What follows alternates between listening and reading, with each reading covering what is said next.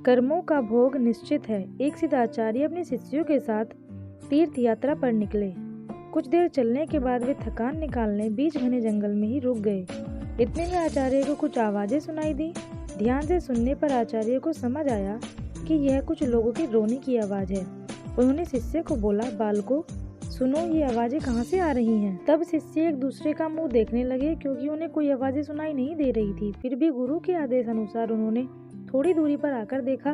केवल आचार्य को एक गहरे अंधेरे कुएं में कुछ लोगों के रोने की आवाज सुनाई दे रही थी।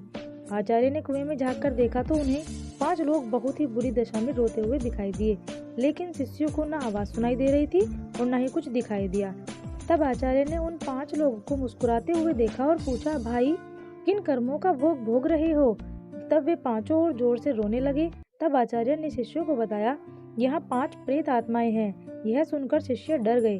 तब आचार्य बोले, बालको डरो नहीं, तुम सभी इनसे ज्यादा शक्तिमान हो क्योंकि तुम सब कर्मों से महान हो और ये सभी आज अपनी पिछली करनी का भोग रहे हैं। आज के समय में इनसे दुर्बल कोई नहीं है। तब शिष्य ने पूछा, इन्होंने ऐसा क्या किया है? तब पहली आत्मा ने उत्तर दिया कि वह पिछले जन्म में ब्राह्मण था, भिक्षा मांगता था, लेकिन उस भिक्षा को भोग विलास में खर्च करता था। दूसरे ने उत्तर दिया, वह क्षत्रिय था और अपनी शक्ति का दुरुपयोग निर्बल असहाय गरीबों पर करता था। तीसरे ने उत्तर दिया कि वो बनिया था, बस खुद के फायदे की सोचता था और हमेशा मिलावट करके सामान बेचता था, जिस कारण कई लोग मारे गए। चौथे ने उत्तर दिया, वह शूद्र था, बहुत आलसी और जिम्मेदारी से भागता था, अपने माता पिता को पीटता था और दिन रात नशा करता था।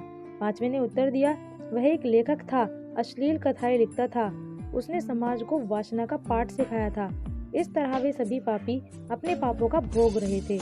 उन्होंने आचार्य से निवेदन किया, आप गुरु हैं, आप दुनिया वालों को समझाएं कि बुराई का रास्ता क्षण की खुशी देता है, लेकिन इसका दंड कई जन्मों तक अंधकार में भोगना पड़ता है।